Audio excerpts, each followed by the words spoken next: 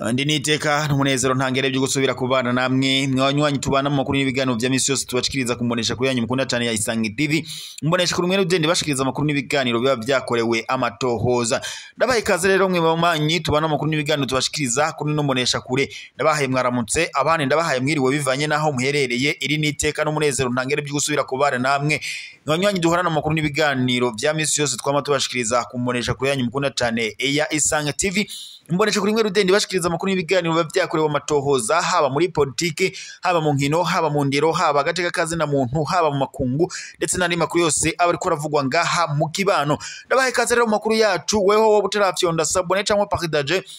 reka mbanza ndakwibutse ufyonde ko maze ujura buwa mbere kubona amakuru n'ibiganiro twama tugushikiriza kuri no mbonesha kuri yanyu mukunda cyane ya Isange TV mbonesha kure imwe rudende iba yakoze amakuru yakorewe amatohoza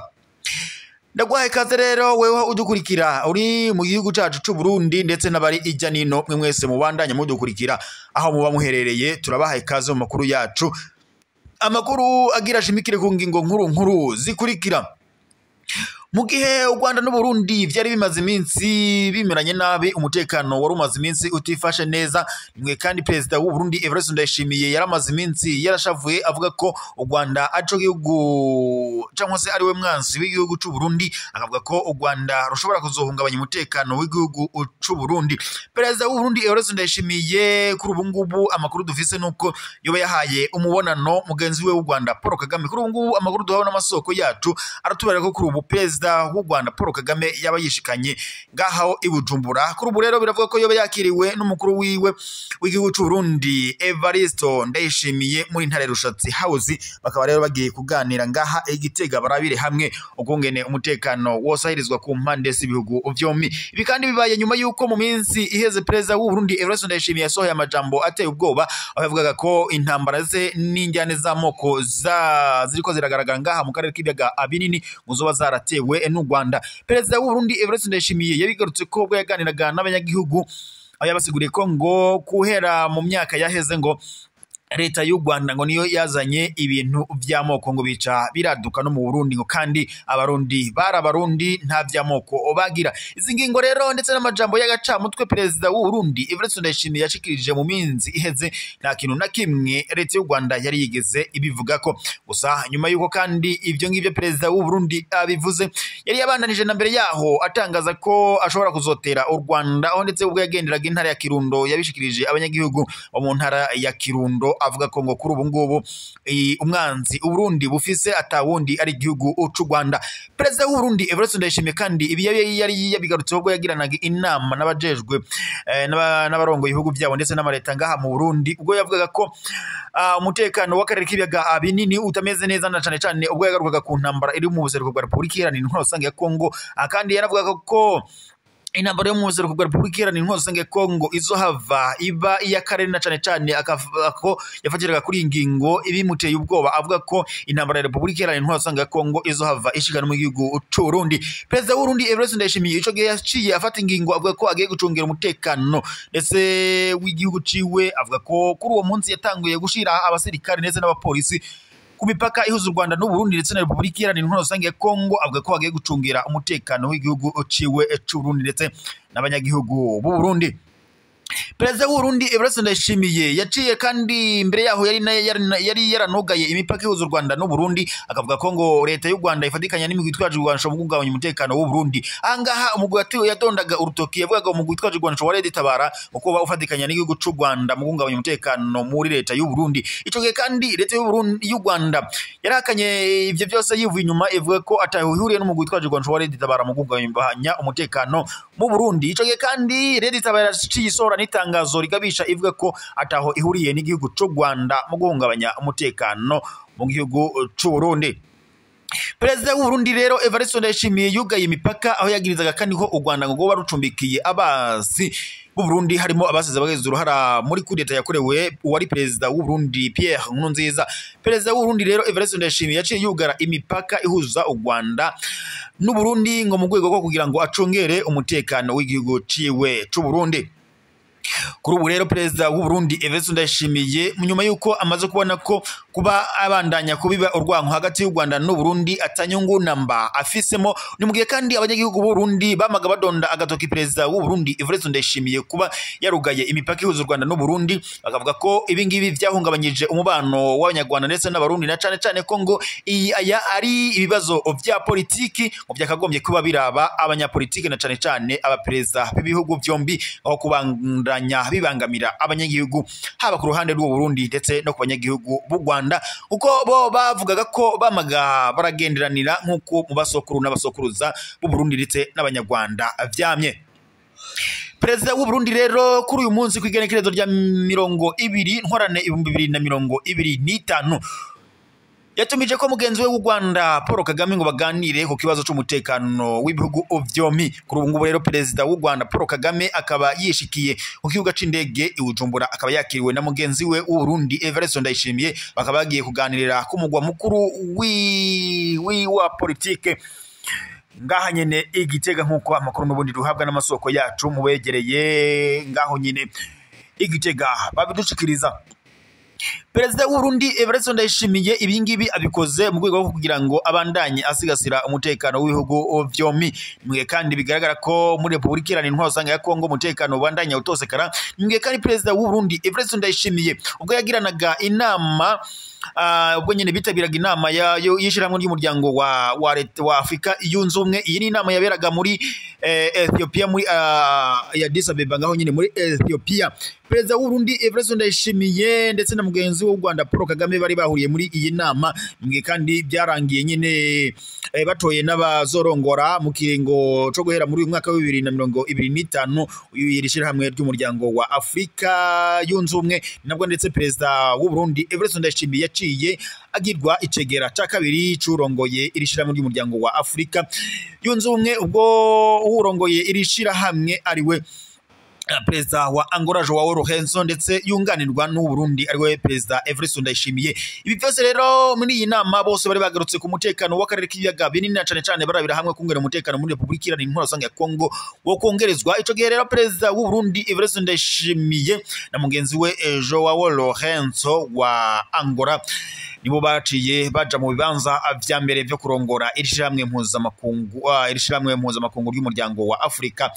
yunze ubumwe. Kuri ubu rero perezida w'u Burundi Evariste Ndayishimiye mu kubandanya ashaka amahoro n'umutekano ngaha mu karere k'ibiyaga binini nk'uko biri mu nshingano ziwe, kuri ubu ngubu atumije ko perezida w'u Rwanda Paul Kagame amuhaye umubonano ngo babanze baganire ku kungera umutekano w'akarere k'ibiyaga binini, na cane wa Republika Iharanira Intwaro Rusange ya Kongo ndetse n'u Rwanda n'u Burundi wo bandanya usahirizwa. Perezida w'u Rwanda rero yishikanye ngaha mu gihugu cacu c'u Burundi, niteka n'umunezero ntangire kubona u Rwanda n'u Burundi vyongeye kugenderanira ku kibuga c'indege ngaha Burundi. Abanyagihugu b'u Burundi bariko baratamba n'umunezero ntangire, niko kandi no mu gihugu cibanye c'u Rwanda abanyagihugu b'u Rwanda bishimye kuba babonye ko perezida w'u Burundi Evariste Ndayishimiye avuye mu gacerere, akaba atumiye mugenzi we w'u Rwanda ngo baganire ku kungene umutekano w'ibihugu vyombi wobandanya usahirizwa.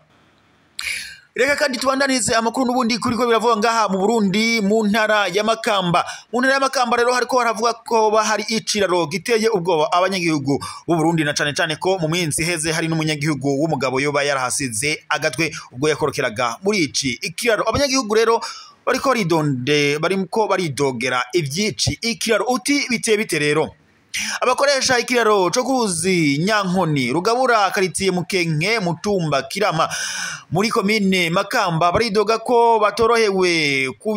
kujabuka ku kiraro kimaze hafi